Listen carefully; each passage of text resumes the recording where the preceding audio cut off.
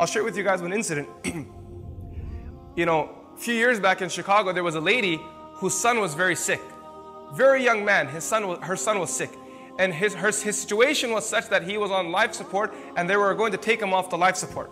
And she said to me, I want you to be there when my son passes away. So I said to the lady, I'll come. I remember I came to the hospital, she was standing next to the son's bed. He was maybe in his mid-teens. And her husband was sitting next to me, he was on a wheelchair. And she told the doctor, go ahead, take him off the life support, and they moved the machinery from him.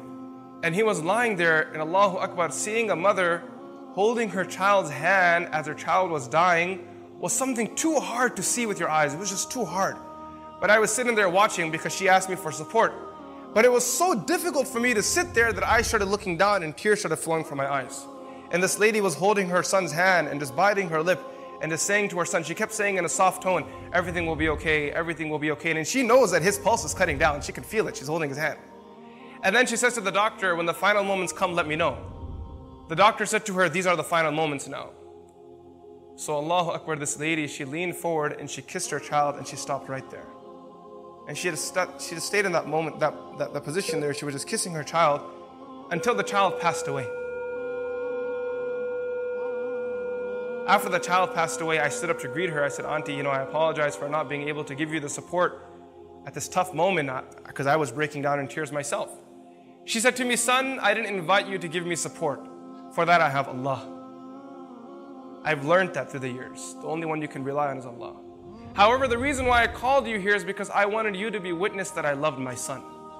See, a few weeks ago, my son and I had an argument. And he fell ill while we were in the state of that argument. I didn't get a chance to tell him how much I loved him. And then she said to me, Wallahi al-Azim, I swear by Allah, the day he was born, it was these hands that first brought him into the world. And I was the first one to hold him and I was the first one to kiss him. And today when he left the world, I wanted you to be witness that I was the last one to hold him and I was also the last one to kiss him. See, sometimes you forget about your connection, the heat of the moment, you get distracted. But can you ever break the relationship of a mother and a child? I mean, this mother is kissing her child after the child is dead. He's gone. He's left the dunya. You know, he's no longer even existent. Before he was born, the mother was carrying the child in her womb. Before he was even in existence, he was in the womb. He was something, maybe nothing.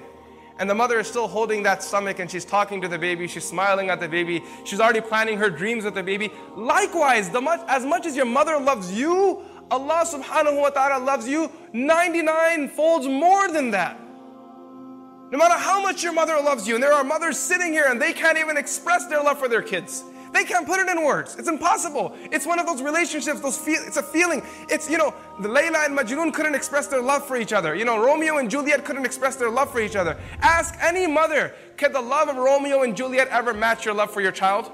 And the mother will say, Romeo and Juliet are amateurs. We're the pros. And if you think you're the pros, Allah subhanahu wa ta'ala is beyond you. 99 folds more than that. إلهي